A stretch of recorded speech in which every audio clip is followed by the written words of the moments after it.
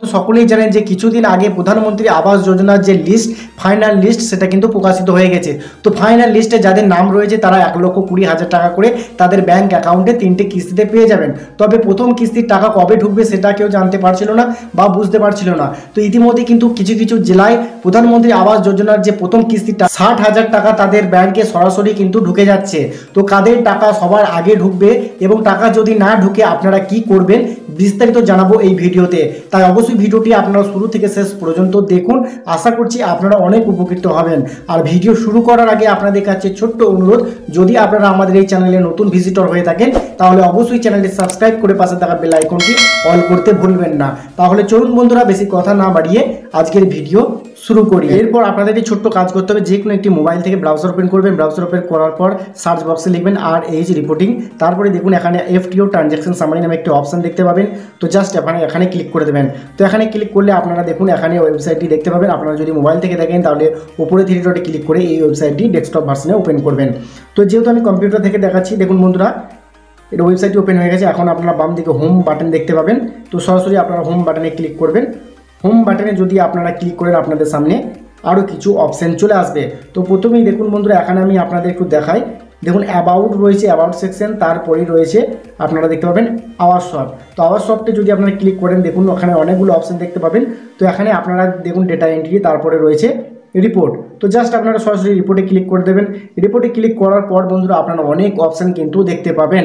তো অবশ্যই মনে রাখবেন এখান থেকে কিন্তু আপনাকে একটি অপশান খুঁজে বের করতে হবে।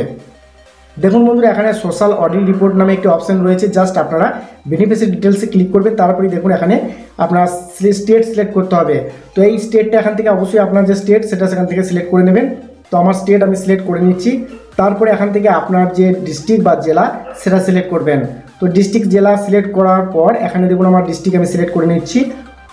তারপরে বন্ধুরা ডিস্ট্রিক্ট সিলেক্ট করা কমপ্লিট হয়ে গেলে এখানে দেখুন আবারও সিলেক্ট অপশান এসেছে।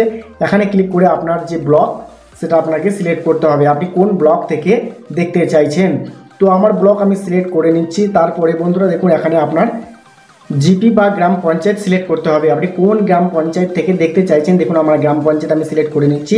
তারপরে বন্ধুরা একটু নিচের দিকে এলে আবারও সিলেক্ট অপশান দেখুন এখানে আপনারা দেখতে পাবেন। তারপরে এখানে ক্লিক করে আপনারা সালটা 2022-23 সিলেক্ট করে দেবেন। তো অবশ্যই নতুন দেখার জন্য 2022-23 অবশ্যই সিলেক্ট করবেন। তারপরে দেখতে পাবেন বন্ধুরা আবারও একটি অপশান এসেছে সিলেক্ট। দেখুন 2022-23 সিলেক্ট করার পর আবার সিলেক্ট অপশানে ক্লিক করে এখান থেকে আপনাকে প্রধানমন্ত্রী আবাস যোজনা যে গ্রামীণ এই প্রকল্পটি আপনাকে এখান থেকে সিলেক্ট করে নিতে হবে। তো এখানে আমার প্রকল্প আমি সিলেক্ট করে নিয়েছি। তারপরে বন্ধুরা দেখুন এখানে আপনাকে একটি অঙ্ক দেওয়া হয়েছে 40 - 30 কত হবে সেটা আপনাকে টাইপ ক্যাপচার জায়গায় কিন্তু আপনাকে লিখতে হবে। লেখার পর সরাসরি আপনারা সাবমিটে ক্লিক করে দেবেন। তো সাবমিটে ক্লিক করার সঙ্গে সঙ্গে বন্ধুরা আপনারা দেখুন এখানে লিস্টগুলো দেখতে পাবেন। মানে এই লিস্টে যদি আপনার নাম থাকে তবেই কিন্তু আপনারা প্রথম কিস্তির 60,000 টাকা আপনাদের ব্যাংক অ্যাকাউন্টে পেয়ে যাবেন। তো বন্ধুরা আশা করছি আপনারা পুরো বিষয়টা বুঝতে পেরেছেন যে কারা কারা প্রথম কিস্তি 60,000 টাকা সরাসরি ব্যাংক অ্যাকাউন্টে পাবেন। তো বন্ধুরা আরও যদি কিছু জানার থাকে অবশ্যই সেটা আমাকে কমেন্ট করে জানাবেন। আজকের মতো ভিডিও এখানেই শেষ করছি। সকলে ভালো থাকবেন, সুস্থ থাকবেন, ধন্যবাদ।